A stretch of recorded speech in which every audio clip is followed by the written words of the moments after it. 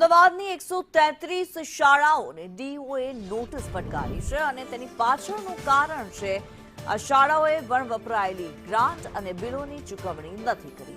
Audit બાદ ગ્રાન્ટની રકમ પરત ન કરતા આ શાળાઓને પૈસા રિકવરીની નોટિસ અપાઈ છે. શાળાઓએ 2.91 કરોડની રકમ ચૂકવવાની બાકી છે, જેમાં મણિનગરની શાળાનું સૌથી વધુ ચૂકવણું બાકી છે. જૈન સોમનાથ શાળાના 62,55,000 રૂપિયા ની ચૂકવણી બાકી છે, તો આશ્રમ રોડની વિદ્યાનગર સ્કૂલના 29,79,000 બાકી છે.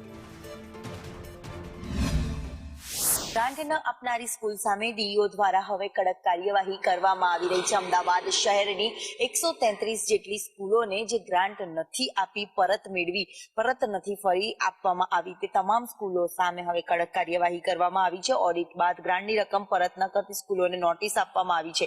છેલ્લા ઘણા વર્ષોથી શાળાઓને સૂચના છતાં જિલ્લા શિક્ષણ અધિકારીની કચેરીમાં રકમ જમા નથી કરાવી, જેને લઈને હવે અલગ અલગ તમામ જેટલી સ્કૂલો છે તેને પણ નોટિસ આપવામાં આવી છે. તો આશ્રમ રોડની વિદ્યાનગર સ્કૂલ હોય, જેને 29,59,000 રૂપિયા ચૂકવવાના બાકી છે, તો 133 સ્કૂલોમાં 2,91,00,000ની રકમ અત્યાર સુધીમાં ચૂકવાઈ નથી, તેને લઈને નોટિસ આપવામાં આવી છે. જ્યારે તમામ 133 સ્કૂલોમાંથી જય સોમનાથ સ્કૂલ જે મણિનગર ખાતે આવી છે તેની 62,55,000 બાકી હોવાનું સામે આવ્યું છે. એટલે કે તમામ જે સ્કૂલો છે તે પરત નથી આપી ગ્રાન્ટ, તે તમામ સ્કૂલો સામે હવે એક્શન લેવાનું શરૂ કરવામાં આવ્યું છે. અને જો આ રકમની ભરપાઈ નહીં કરવામાં આવે તો લિસ્ટ છે તે કલેક્ટરને મોકલવામાં આવશે, તેવા પ્રકારની સૂચના અને નોટિસમાં પણ તે બાબતનો ઉલ્લેખ ડીઈઓ દ્વારા કરવામાં આવ્યો છે.